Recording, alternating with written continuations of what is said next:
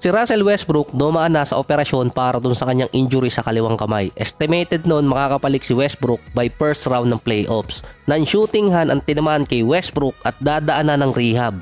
Nagkaroon na rin kasi si Westbrook ng same injury dati na inabot lang yun ng 14 days para makarecover. Medyo matagal na rin yun, mga 2014, at bata pa noon si Russell Westbrook kaya madaling nakarecover. Si CP3, ganong klase din kasi ng injury ang nangyari sa kanya, katulad ng kay Russell Westbrook na inoperahan at inabot yun ng 8 linggo. Ang positive lang doon kay Westbrook, non-shooting hand or non-dominant hand yun na pinsala sa kanya. Kung shooting hand yun, magkakaroon kasi na mas mahabang rehab doon or magtatagal. Si Giannis naman nagkaroon ng Achilles tendinitis na katulad ng injury ni Anthony Davis. Na base naman kay Doc Rivers, hindi siya doktor, Doc lang talaga ang pangalan niya, 2 to 3 games nang iniinda ni Giannis ang injury. Pero sa last 3 games ni Giannis, nakascore pa siya doon ng 46 points versus Bulls. Ngayon lang din pinahinga ni Giannis yung injury niya na base pa sa medical website ng Penn State, hindi naman required na operahan yung injury ni Giannis, kailangan lang ipahinga yung paa niya. Pero base doon, 2 to 3 months bago talaga gumaling or mawala ang sakit sa Achilles tendon ni Giannis.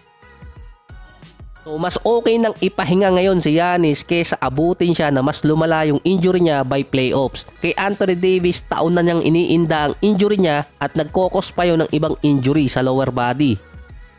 Isa pa, merong injury si Giannis dating nakuha noong 2021 na hindi niya pina-opera yun at iniinda niya yun every off-season.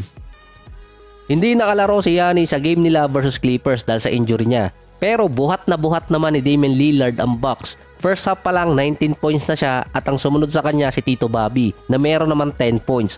Nung first half hanggang mid-quarter ng fourth, lamang noon ang Clippers na si Harden na mamahay. Meron 29 points at 5 3-point shot. Ganon din si Paul George. Nung sa last 4 minutes ng game, bigla na lang tumigil ang mundo ng Clippers noon dahil nakalamang na ang Milwaukee Bucks mula dito kay Beverly, Dame, AJ Green at Bobby Portis. 12 straight points agad ang ginawa nila dun. Dito nakalamang ang Bucks kung saan nga hinabol nila yung 15 points na lamang ng Clippers throughout the game. Si Damian Lillard meron agad 20 points until 4 minutes mark nung fourth quarter. Mahigit din 3 minutong hindi nakascore doon ng Clippers at hindi nila masagot yung naging run ng Milwaukee Bucks. Comeback win yun para dito sa Bucks kontra sa Clippers. 41 points si Damian Lillard, 22 points ang ginawa niya ng second half na meron din siyang 13 free throws. Samantalang sa Clippers naman, 29 points si PG na may 6 na 3-point shot, si Harden 29 points, si Kawhi 16 points. So tinalo naman nung nakaraan ng Clippers sa Minnesota, pero yung issue sa Clippers, nag-i-struggle nga sila sa mga top teams. So andun pa rin yun. Sa current standing, yung Clippers pwede pa sila mahabol dun sa number 4. Hindi pa kasi talaga safe yun. So shoutout kay Gerardo, siya yung ng G-Jinx ngayon sa Clippers.